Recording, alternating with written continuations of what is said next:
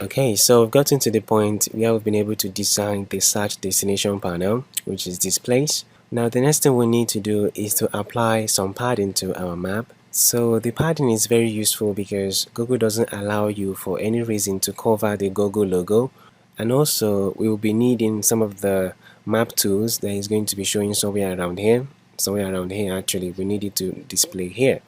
So with the map padding, we can actually push out most of these things so that it can display on top of this particular panel without this panel covering it.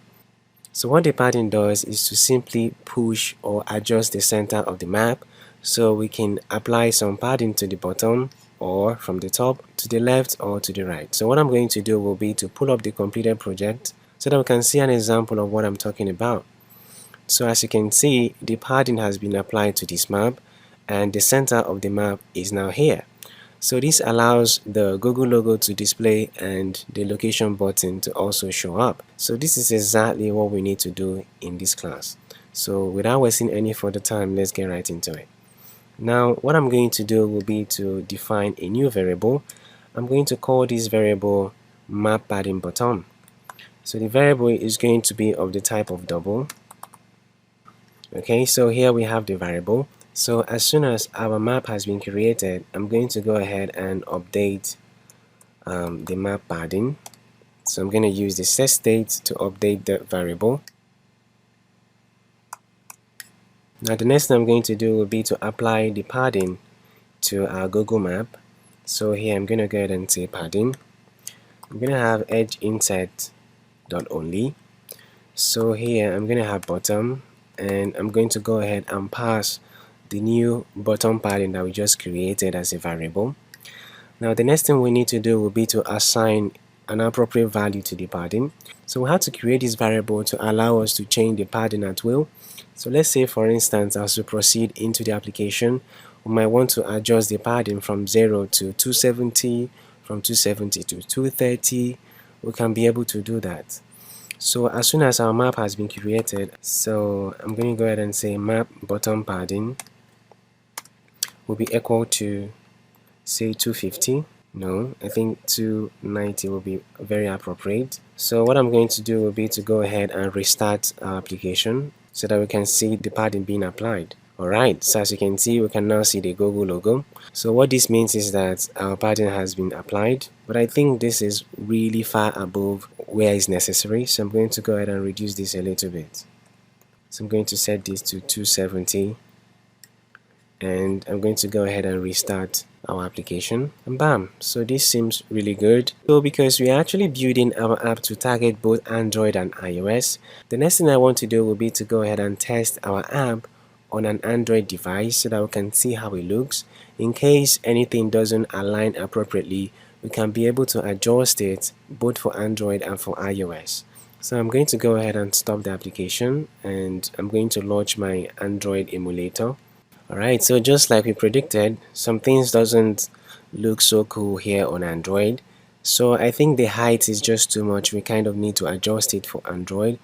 And also the padding didn't allow the Google logo to show up. So to resolve the issue relating to the height of our search destination panel and our padding, we first of all need to check which platform we are running on, and we are going to assign a separate value to these variables. So what I'm going to do will be to go ahead and define a new variable. So this variable is going to contain the height of this particular panel. So I'm going to go to the top of the class. So I'm going to go ahead and define a new variable here. So I can easily call this variable search sheet height. So like I already explained, we are going to be assigning different values depending on the platform that we are running our application on. So currently the height of this sheet is 300 pixels. But what we want to do is to first of all check the platform which we are running on and assign a custom height depending on the platform. So to be able to do this, I'm going to first of all import that.io. So I'm going to have that.io. Alright, so here I can now go ahead and say if platform dot. So if the platform we are running our app is iOS, then the height is going to be 300. But if we are running the app on Android, the height is going to be, say, somewhere around 275. So what I'm going to do will be to go ahead and copy this variable, So I'm going to scroll down to where we have the height for this particular panel, which is here. So I'm going to go ahead and change this. Now the next thing we need to do is to adjust the map padding as well. So I can easily go ahead and say if platform. So if the platform is Android, so let the padding of the map be somewhat around 280. And if we're running on iOS, we want the padding to be 270. Right, so to verify that all of this works, I'm going to go ahead and restart our application and see how this looks on Android. Okay, so our app is starting, and bam! So as you can see, this is just the appropriate measurement that works both for Android and iOS. So as you can see, the Google icon is showing and some of these tools are showing appropriately too. So with this, we successfully achieved our aim. But to verify that everything is still in order, I'm going to go ahead and test our app again on an iOS simulator. I'm going to stop this and I'm going to go ahead and close our emulator. Then I'm going to go ahead and launch the simulator and test the app again. So as you can see, everything still looks good on iOS. So like I said, that's the beautiful thing about Flutter. It allows you to build beautiful apps targeting both Android and iOS at the same time. So guys, this will be all for now. See you in the next class.